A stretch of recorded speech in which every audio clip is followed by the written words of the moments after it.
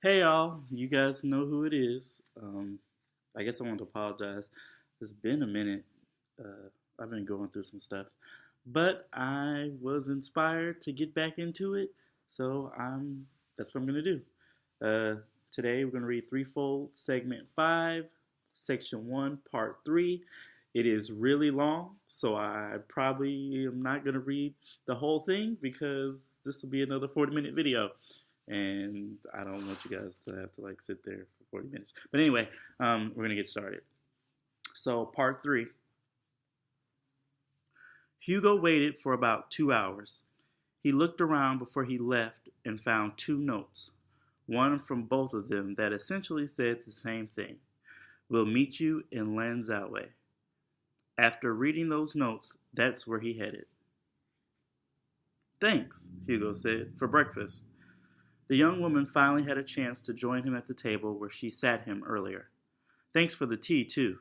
A friend said I should try it, and I'm glad I did. No, she said. Thank you for interrupting that scene.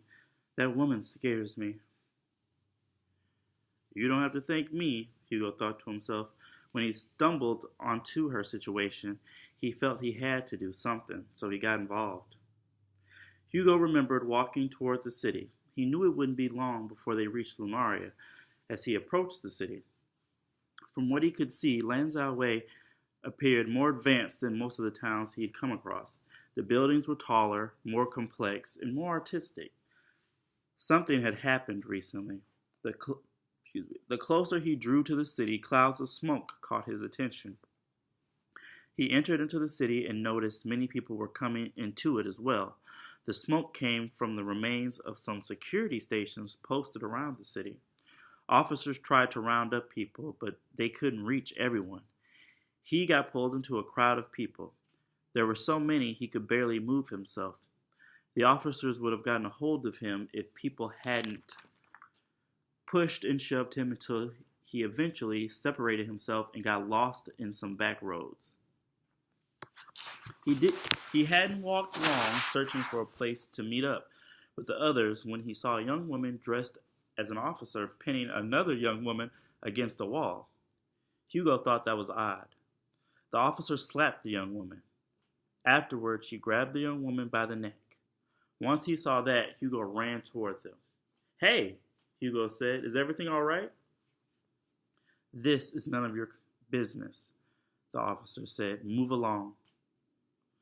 I'm sorry, Hugo said, but whatever this young woman did, she doesn't deserve to be abused like this. Let her go. I'm going to speak with your superiors on her behalf about your behavior. The officer laughed. Speak to my superiors, she said. I'm the head officer in charge here. She turned to face him. She had long black hair that reached to the middle of her back, dark brown eyes, and pale skin.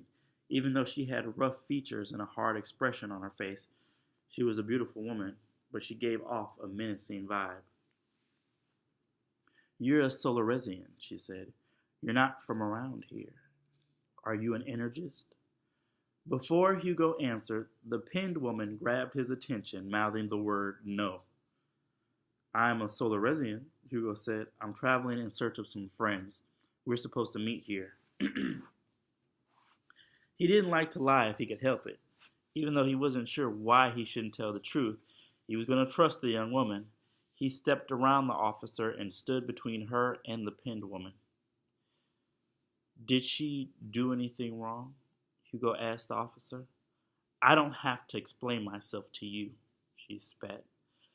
In Hugo's mind, that meant the young woman hadn't. We're in the middle of a private conversation, the officer said. Leave here or I'll take you into custody. As Hugo tried to decide whether he should use his geoenergy to detain her and escape, an older man with a cane walked onto the road. May, he called out. I wondered where you were. You're always running late. He slowly shook his head. Good morning, Officer Young. Come along, May. Our customers won't wait for their tea forever. Hugo had grasped May's hand and pulled her around the corner before Officer Zhang had a chance to say anything. That's how he found himself at the tea house. May had to work for about 2 hours before the rush died down. She asked him to wait for her. He watched her as she worked as hostess and waitress. She had warm brown eyes and ivory skin, almost the same as the milk she poured into customers' tea. Wavy black hair reached to her neck. He saw her burn scars on the right side of her face and down the side of her neck. The look of a few of the scars was a bit unnerving. They made Hugo wonder how she got them. He stayed at her request, and she provided him with a meal and tea. Because he hadn't had breakfast, he thanked her immensely when she got to sit with him. "I'm Hugo, by the way," he said by way of introduction. "We didn't get to introduce ourselves earlier," she said, "but I know you heard my name. I'm May." "I wish they could have been under better circumstances," Hugo said, "but I'm glad to meet you, May." She nodded with a smile. "I wanted to ask you," Hugo said, "a few questions, but I'll start with why you didn't want me to tell her I was an internist." May put a finger to her lips as a motion for him not to speak about that aloud. "You haven't heard?" May leaned close to him and whispered. "Rumors have spread that energists have become the targets of hideous beast attacks. Monstrous beasts supposedly appear and lay siege to any place with large numbers of energists. Officer Zhang, the woman you met earlier, and the people who live here decided they would prevent this by containing all energists. Those who come into town are turned away. The ones who are already here in the city don't get that same courtesy." "That's the reason for the security stations," Hugo said. This was his second time hearing about the beasts. Needless to say, they weren't rumors any longer. May nodded. "They're using Phison energy to detect who is or isn't one of you. Many non-energists stay here, and quite a few aren't kind to energists." "So how did you—" Hugo began, but she interrupted him. "I didn't, and I still don't," May said. "Keep that information to yourself, so I don't have to turn you in to the authorities." She added a little smile to illustrate her playfulness. "Thanks," Hugo said. "I'm glad you trust me. I've come across a number of people since I've been in Lunastra that don't take to me very well." "Because you're a solar resident," May said. "That doesn't matter to me. The minute you stepped in to help me, I got this vibe from you. I wasn't worried about you. I couldn't worry about you. I had someone's hands wrapped around my neck." Hugo stifled his laughter. "You can laugh," May said. "The situation's funny now." "Which brings me to my next question, if you don't mind me asking," Hugo said. "Why was she attacking you? I get the impression this wasn't the first time either. Why haven't you told someone to help you?" "Have you ever been in love?" May asked. Her question surprised him a little bit. "This'll probably make me sound bad, but no, I haven't." He took a drink from his cup. "Not the love you're talking about, anyway. I don't believe in it." Hugo saw May's eyes grow large in surprise. "Why is that?" she asked softly. "Any particular reason? You came from a broken home? You think women are evil?" "No, not at all," Hugo said. "Actually, my parents have been together for 27 years. They're still going strong. And women are great. I've just seen a lot of relationships in my life, and I feel like my parents were the exception to my rule." "What's your rule?" May asked. "Unconditional love doesn't exist, nor does it last forever," Hugo said. "Don't get me wrong. I love my family, and I have friends who are a big part of my life. But those are different kinds of love in my book. It's not the same."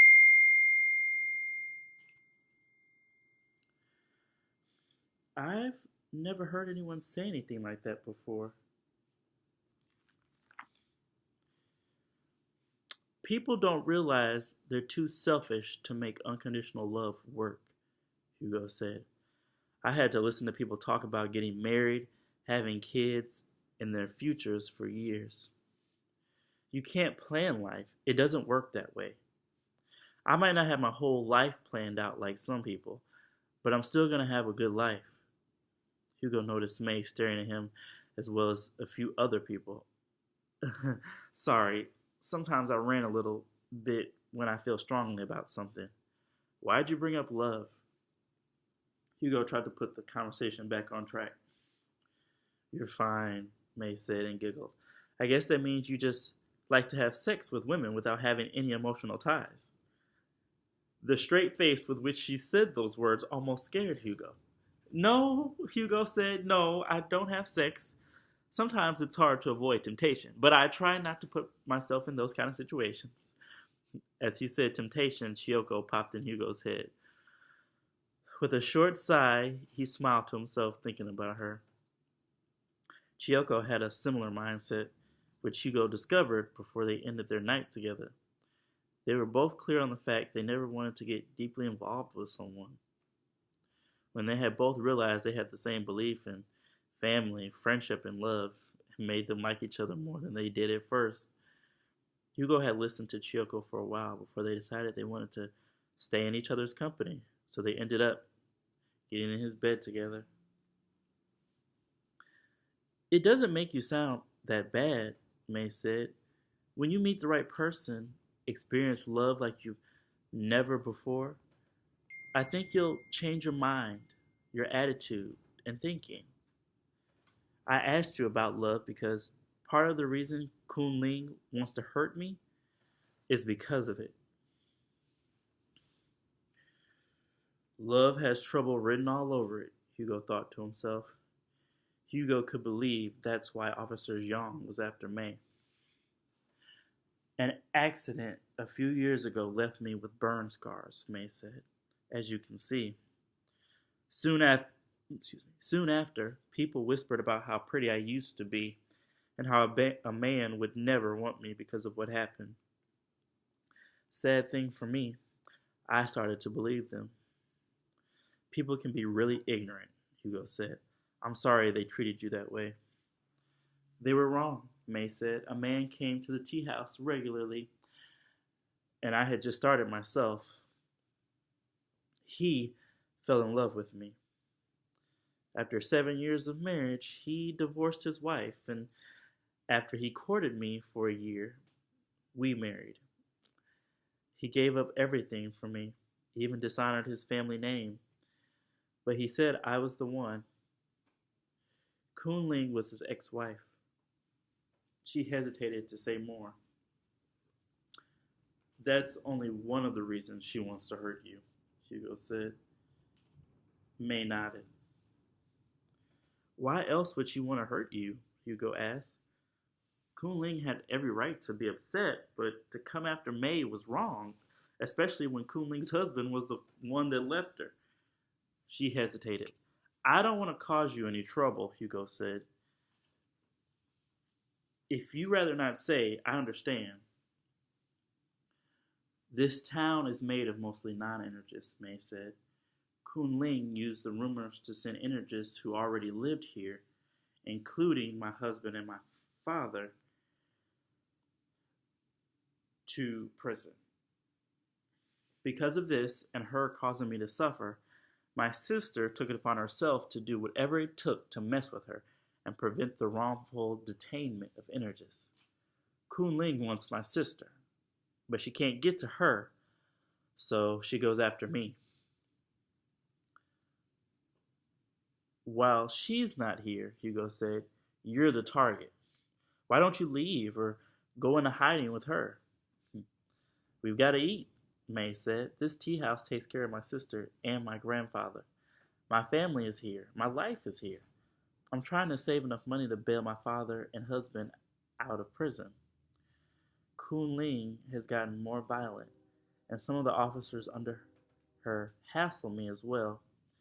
It has gotten out of hand. I should leave. There's no one you can go to for help? Hugo asked. I don't ask people for help, May said. I don't want others involved to suffer as a result. But I have a proposition for you. You've heard my story, and you seem like a good man. Would you become my bodyguard for a little while? You know, watch over me from a distance. That way you don't get caught for doing anything illegal. If he had any doubt, Hugo was sure May knew he was some sort of energist by that statement. Sure, Hugo said. I have no problem becoming your bodyguard. Junyo and Guinness immediately popped in his head, but he remembered they ditched him. He decided he'd work with May until he found them, or they found him. Lunaria would have to wait. For a few moments, Hugo thought and felt he was being selfish again. He slowly pushed that thought and feeling to the side. He wanted to reach Lunaria as soon as possible, but he wasn't about to leave May to Kunling. May sighed as she looked around. What's wrong? Hugo asked. We're usually busy, May said, but never this busy. A lot of people were headed into town earlier, Hugo said. He could tell she was curious about why. If you want to know why, the old man from earlier said, I can explain it to you. He sat down to their table. Grandfather, May said, my break is over. I have to get back to work. As the owner, his grandfather said, her grandfather said, I say you can stay and learn what I heard from the customers this morning. It's the most interesting bit of news to come through the town in a little while. You're her grandfather, Hugo said. About earlier. Before he could begin, May's grandfather stopped him. May explained everything to me, the grandfather said. I take care of Kunling myself, but I can't do much against her. She's got power I don't have. Luckily, she won't try anything against me because I'm a pillar of the community. In addition, I bring quite a bit of money into this city too. There has to be people here that wouldn't stand for this, Hugo said. There are, the grandfather said, but most people in this city think our family is in the wrong. They believe May stole Kunling's husband and deserves this treatment. They also believe Zai Qin, my other granddaughter, prevents Kunling from effectively protecting the city from energists. As a thunder energist, they believe Zai Qin sides with the energist to bring down the city. Because of all this nonsense, and to top it off, Kunling imprisoned my son-in-law, an arrow energist. The city is split down the middle between me and Kunling, and the energist and the officers. Nothing is getting done. May only told him half of the story. Can't you bail your son-in-law out of prison? You said you make plenty of money. May's grandfather smirked. Because my son-in-law might act as Zai Qin's accomplice, Kunling won't allow me to post his bail. The only reason May's husband has a bail set is because Kunling knows May will never have enough money to pay it off. She won't allow me to just hand her the whole amount. I want to hate her, but corrupt though she is, she's always been good at her job. Besides this incident with my family, she's never done any wrong. People love her. Hugo didn't know what to say. Even if people did love Kunling, her behavior as an authority figure was certainly lacking. On the other hand, if he'd lost his love of 7 years to someone, he'd probably be a bit pissed too. Many people think Kunling has behaved the way she has because she lost her husband. Tai said. That would be petty. Kunling is not that kind of woman. It was more about the disgrace, disrespect, and dishonor brought upon her and the rest of her family, especially after she reached her position in the magistrate's guard. My name's Hugo, he said, wanting to introduce himself. She went through a trying experience, but that doesn't give her the right to act this way towards your granddaughter. I don't agree with how Kunling treats her. So even if you can't do anything about her, I will. May's grandfather extended his hand to shake his. A pleasure to meet you, Hugo. I'm Tai, of the Soon family. In all my years, I never expected to meet a Solaresian like you. What makes you want to help us, total strangers? When people brought up the fact he was a Solaresian, Hugo hoped his face didn't give him away, because in his head he always wondered what him being a Solaresian had to do with anything, especially helping people. He always brushed that off to the side. To him, it wasn't worth anything to think about. She asked, Hugo said. I'm willing and able to help, so that's what I'm gonna do. He noticed Ty raise an eyebrow. He couldn't tell if he was amused or impressed. Grandfather, May said, you were going to explain why we have so many customers. She tried to get the conversation back on topic. Oh, yes, Ty said. These extra customers say they're from a nearby town. They say they're victims of the beast. Nobody believes them. Are you talking about from the rumors? May questioned. Ty nodded in response. Why don't people believe them? May asked. If Kunling were to send someone to their town, she could see for herself. Apparently, Tai said, she doesn't believe them either. With good reason. The town nearest us is populated by non-energists. Officer Payne came in earlier for his morning tea and told me she doesn't want to split up the force in case this is a ploy by Zai Chen in order to liberate the energists. I wonder why she wanted to talk to me this morning, May said. She's become desperate to find Zai Chen. She's gonna do it, Tai said, leaning in a bit close to May and Hugo. Zai Chen has decided to put her plan in motion. Grandfather, May said, did you try to stop her? Heck no, Tai exclaimed. Why would I try to stop her? May sighed. Zai Chen could get hurt. Many people could get hurt. Kun Ling might try and kill her or all the people Zai Chen liberates. These are all reasons you could have considered to advise her against her plan.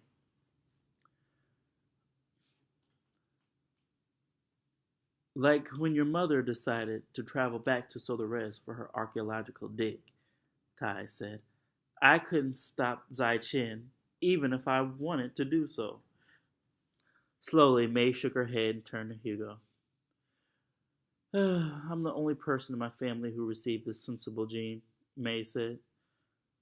Relax. You know I have people watching out for her, Tai said. Hugo smiled, but he let his smile fade. I don't think they're just rumors, Mr. Sun. Soon. You should have Kun Ling send someone to investigate. This is the second time I've heard about the beast. Kun Ling could care less what I have to say, Tai said. Grandfather, May said, Officer Ping has come back. They watched as a mildly built man in his late 20s walked into the tea house. He had black hair and a short ponytail and sharp, dark brown eyes. He clenched his fists and cracked his knuckles upon entering the establishment. He scanned the area, and when he saw Tai sitting at the table, he hurried toward him. Elder Tai, Officer Ping said, May has to leave here. He didn't say another word, shifting his eyes to Hugo after alerted to his presence. You don't have to worry about him, Tai said. Officer Ping leaned in close so only they could hear. Zai Chen and her supporters have begun their assault on the prison. Officer Zhang wants to use Mei as leverage to stop Zai Chen's actions.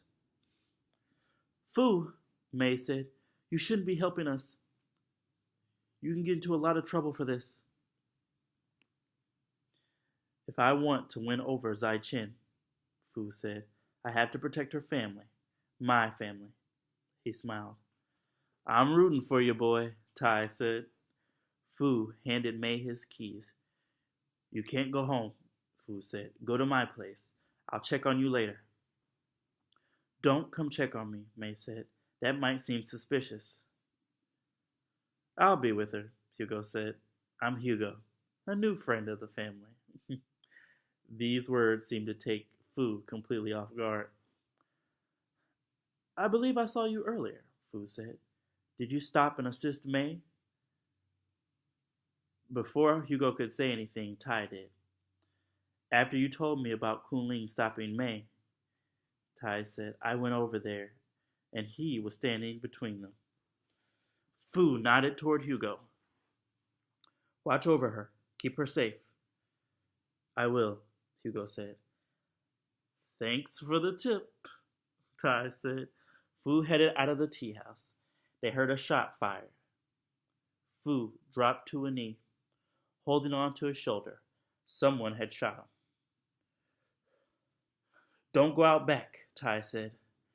Take the hidden passage, Mei. Mei's eyes grew large.